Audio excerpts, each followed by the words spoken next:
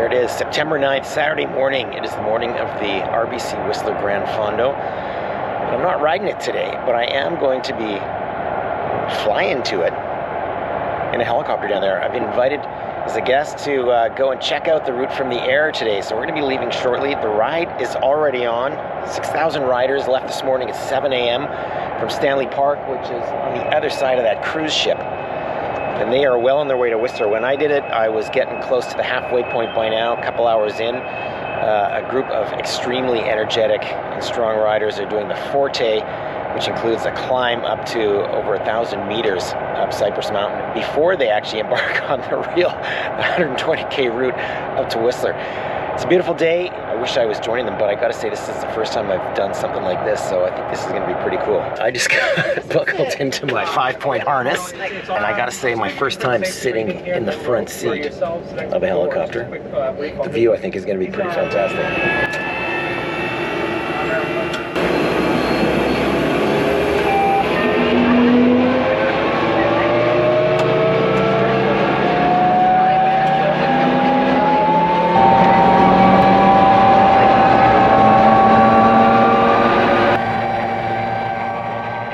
This is one of the classic Granfondo routes. I've had a chance over the years to do a lot of them around North America and Europe, and I can tell you that the ride from Vancouver to Whistler up Howe Sound and on the Sea to Sky Highway is one of the most spectacular you will find anywhere.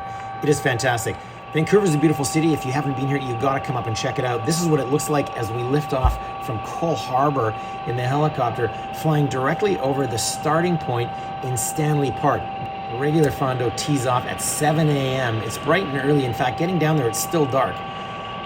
5,000 riders will be proceeding through Stanley Park, making their way to a small climb which takes you up on to the bridge deck of the world-famous Lionsgate Bridge. I've talked about this before in some of my videos. Built in 1938 to connect Vancouver to the North Shore Mountains. It is a suspension bridge. We love it and we hate it here. It's the bane of our existence because for drivers it's only 3 lanes wide, which means there are constant traffic problems on this thing. But riding your bike over this thing, what a great way to either leave the city or enter the city, especially at 7 o'clock in the morning with the sun coming over the horizon, which it always does at the start of this race. This is a spectacular spot to see the sunrise as you get started and get the ride underway.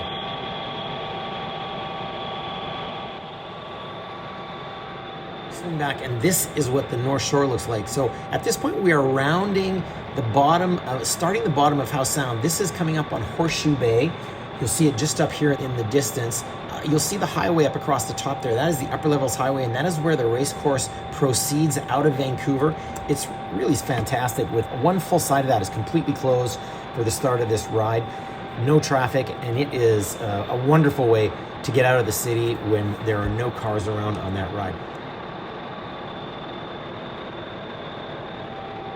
All right, swinging back here. We're just coming up on Horseshoe Bay. You can see the ferry terminal down there. This is where all the ferries leave for Vancouver Island from Vancouver. And rounding the corner here, there's a little bit of a climb that gets you up over top of that very small pass there above the ferry terminal before you sort of start a little bit of a descent. So you've kind of climbed up to the upper levels.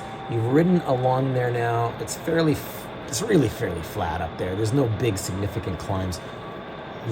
Passing Horseshoe Bay. Here we go. Looking up Howe Sound towards Squamish. Right now, of course, we're looking across at some of the islands in the Sound. The first half of this ride, 60 kilometers from Vancouver up to Squamish, follows the right side of the coastline. But the ride, there it is. You'll see it follows the Sea to Sky Highway. And when you leave Horseshoe Bay, you kind of crest over the top of a climb and you have a bit of a descent to finally get a break on the legs.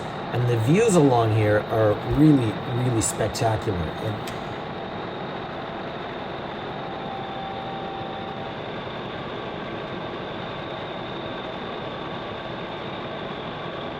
Yeah, right along here now you can see the Sea to Sky Highway as it winds its way around the coastline. It doesn't look like there's much going on down there, but there actually is a small climb in here, which is, it's significant enough that you'll feel it in your legs for sure. Once you round this point,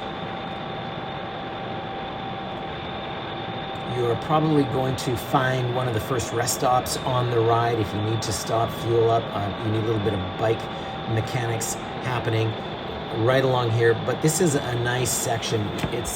People are starting to get into their rhythm along here. People have calmed down, and it's going pretty good.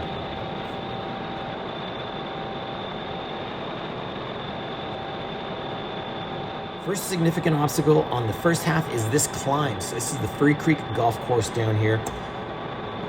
You can see the golf course there. You come around that sort of S-turn, you hang that left, and in front of you is a 1 kilometer stretch of road that goes up at about 6-7% straight up.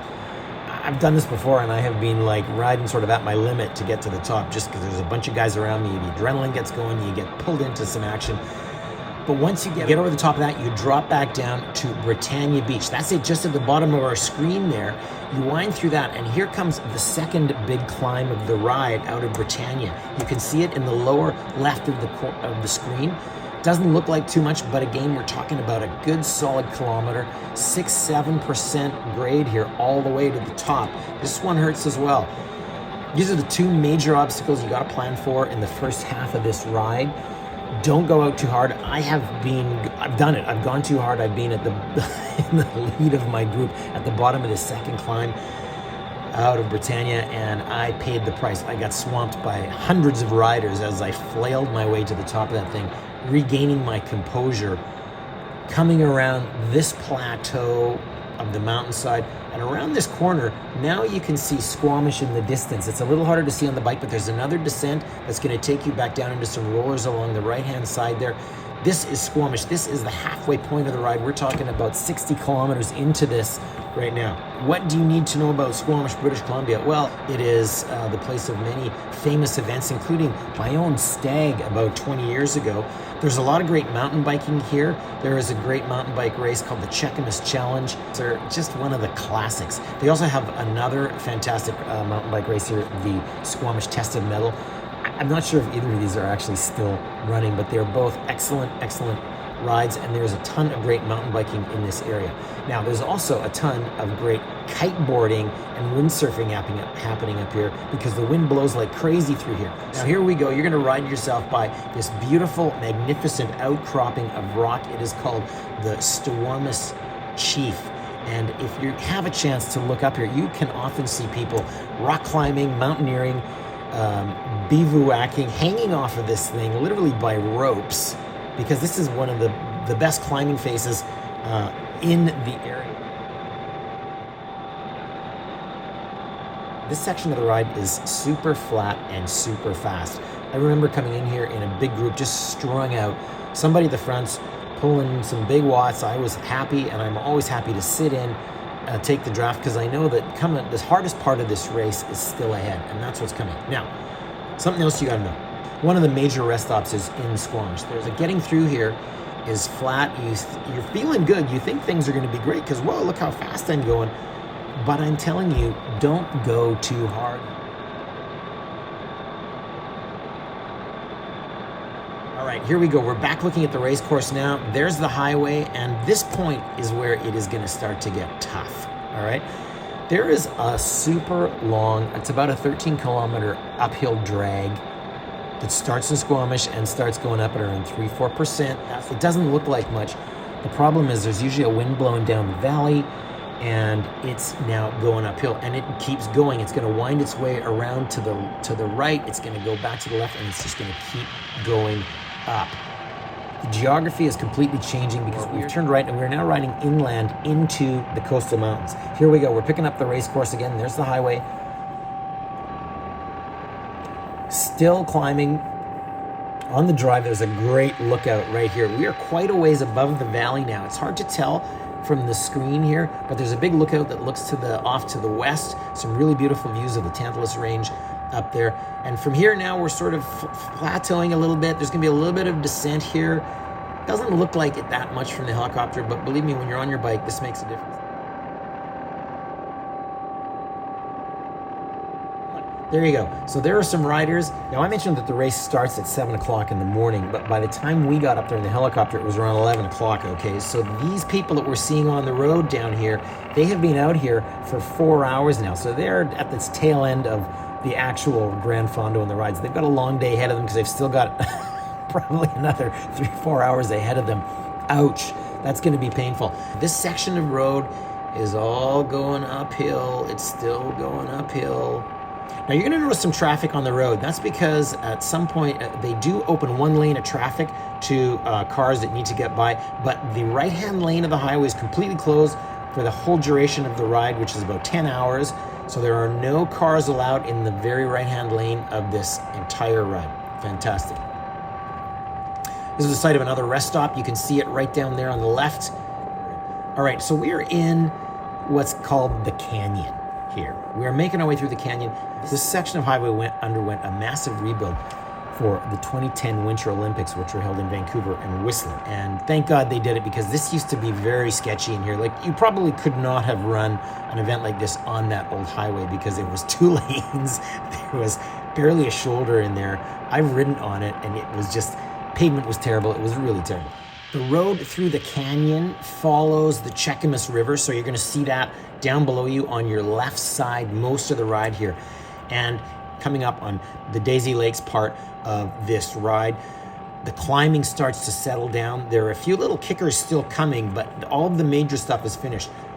Now, one thing I like about this section here as you're going past the lake, which is actually a reservoir on the right-hand side, look at that, you can still see some riders down there making their way up. But the nice thing about this part of the ride is that not far from here, right in around these curves, is you can actually start to see Whistler. You're still about 20 kilometers away, but this is where you can see the destination. I'm telling you, every time I do this ride, that part of this thing basically eliminates the problem and the fatigue with the tail end of this ride, because you get recharged. There's an entirely new set of adrenaline that starts coursing through the veins. You can see the end. You know the end is in sight. Obviously, you can get there. Of course you can, right? You've got this far. You've ticked over 100 kilometers on the computer on your bike. It's always something satisfying when you get up into those 3 digits on the ride. I love that part of it. There's still going to be a headwind up here on most days. And now you're really into the endurance part of this ride. This is where the fatigue is setting in. Now, right down here, this is another climb. This is one of the harder climbs that is in the final part of this ride. It's a grinder. It goes up for probably a good kilometer or so. Once you make it to this right-hand turn up here, though, it starts to chill out. And then it's going to descend a little bit. So that thing is really the last long test of getting yourself to Whistler. Coming into the screen right now is the intersection and turn off to the Callahan Lakes recreational area. In 2010, the Winter Olympics hosted the cross-country ski events and the ski jumping events back there. It's an excellent recreational area. I have been snowshoeing there in spring. It's really a great place to visit. But back on to the race course, here we go. This section is right now, it's fairly flat, so it's not too bad. There's probably a headwind along here, but you can see as the road turns in the upper right of the screen, we are about to start another climb. This part of the ride, you're not feeling as bad as you thought you were, because the end is in sight. You know you're getting close. You're closing in on 10 kilometers or so. This little section beside me is the last climb of the entire ride, really, that's of any significance. You come around that bend, and there it is. That's Whistler, folks. Blackcomb Mountain, Whistler Mountain. We are now getting close. The last part of this ride, the last 10K of this ride, is a little tricky because there's a lot of little rolling hills that start to become fun. This is where you start to play around with the guys you're riding with. Who's going to take the lead? Who's going to drop who? Can you attack somebody in here and get past them? Right here, we're going to be riding past Nita Lake and Alta Lake. A couple of beautiful lakes in Whistler. Lots of beautiful homes around here. Tomorrow, if you've got anything left in your legs, you might want to ride around the lake. It's a great little ride.